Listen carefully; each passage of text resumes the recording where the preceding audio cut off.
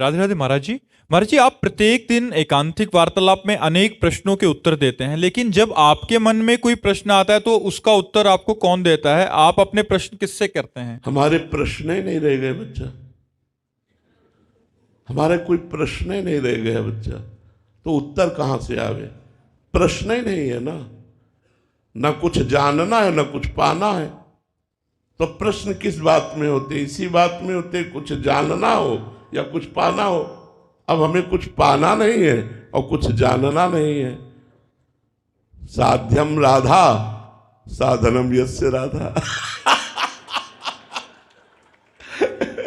हमारे कोई प्रश्न ही नहीं बच्चा, हमारे कोई प्रश्न ही नहीं है।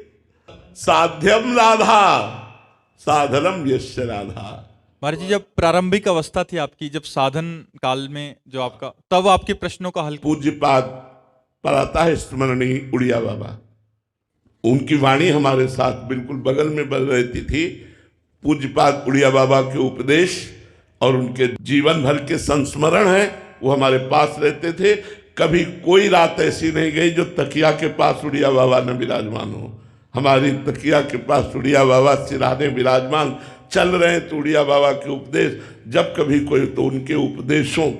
हमारे सन्यास मार्ग के आदर्श उड़िया बाबा, भक्ति मार्ग के आदर्श पूज्य भाई जी से हनुमान प्रसाद पोद्दार जी, और प्रेम मार्ग के आदर्श हरिवंश महाप्रभु, इन्हीं की कृपा से ये यात्रा पूर्ण हुई है।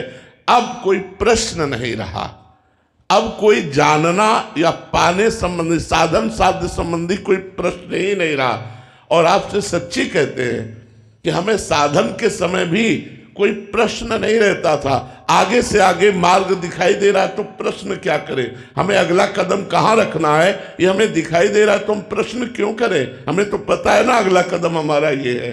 वो अंदर से सदगुरुदेव भगवान हमें उपदेश देकर अगले कदम के लिए मार्ग दिखा देते तो प्रश्न ही नहीं रहा। बस केवल पहला प्रश्न गुरुदेव से था कि हमारी साधना क्या होनी चाहिए।